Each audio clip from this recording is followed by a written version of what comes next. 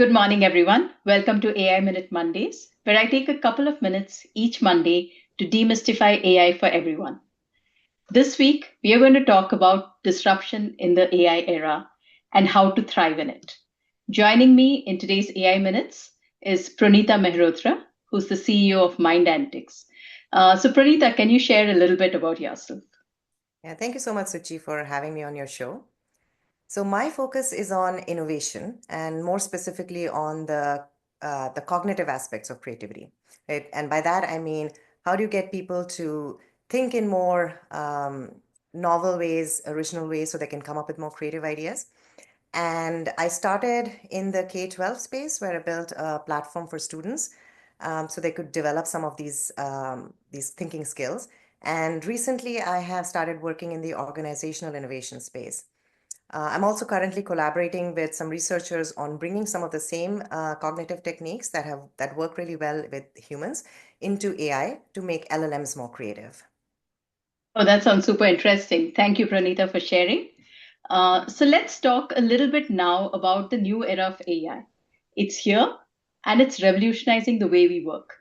From boardrooms to classrooms, from hospitals to Hollywood, AI is automating tasks that we never thought was possible, whether it's strategy, design, or even decision making.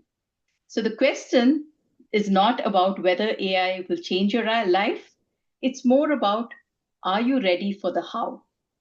So, Pranita, in your recent article, you talk about how the disruption due to AI requires us to do things differently, maybe even counterintuitively. And one of the phrases that you used was the stochastic mindset.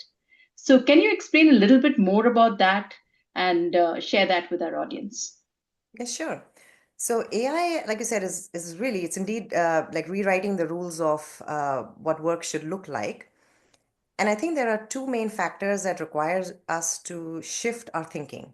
And the first one is this exponential rate of change that we are seeing. And the second one is the inherent unpredictability in innovative ideas, right? So to understand the exponential nature, so just imagine like you are uh, one single lone bacterium in a puddle. And in the beginning, the world will seem vast, right? You spawn, but maybe you probably don't even see, I don't know, you're like your offspring. And then, but you're constantly replicating at that same rate, right? And eventually you start bumping into other bacteria, and that becomes more and more frequent, right? So that the time between these collisions starts shrinking. And in some sense, that's exactly the same for innovation as well, right? If you look at the history, human history, our ideas took a really, really long time, right? It felt like the ideas were emerging really slowly. Like we spent over 2 million years in just the Stone Age, right? And then we spent thousands of years in maybe the early agricultural phase. So if you were living in those times, or in fact, like even generations of people living in those times, the world would have felt like really stable. But as these ideas accumulate and the technology sort of helps build, these ideas even further, and the technology keeps building on itself and all these things, the time between these collisions is shrinking, right? So it just feels like there's too much change is happening. Every few years, we see something really big change taking place. So that's the exponential part. And then the second piece is the unpredictability of ideas, right? And it all comes from the world that is now is much more complex. It's much more interconnected than before. And so we have so many examples in history where really, really smart people have been really wrong about some of the predictions they made, right? So uh, I don't know if you remember, like Bill Gates at one point had said that, like, why would anybody need more than 640K of memory, right? And then Robert Metcalfe, he was one of the pioneers of internet, and he predicted that the internet is going to fail in a couple of years. And if it doesn't happen, he's going to eat his words. And then he actually ended up doing that. He actually had a printed copy of his article, which he blended into a smoothie and drank that on stage. Um, but the point is that these people are really smart, but the systems that they're trying to forecast, they are really, really complex for just one person to fully understand and make sense of. So when you combine these two factors, that's where I think people need to shift their mindset and they need to embrace this sort of a stochastic mindset, right? Where you're embracing the randomness.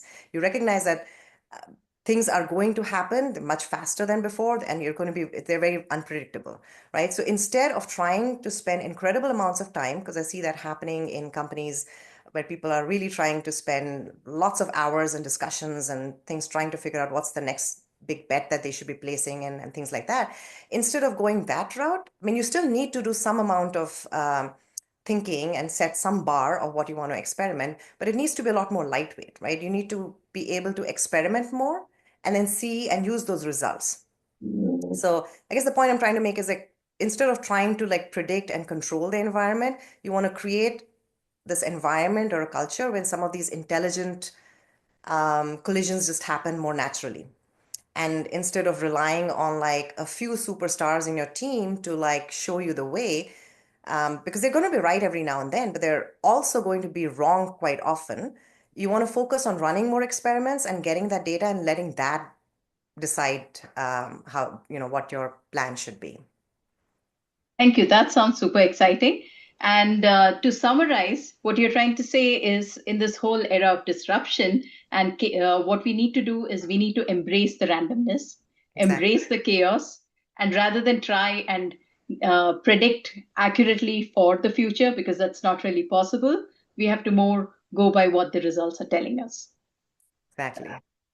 So thank you, Pranita, for joining us today. This is AI Minutes. Stay curious, stay critical, and stay ahead. Yeah. Thank you Thanks so much, once again. Suchi, for having me on the show. Thank you. Bye.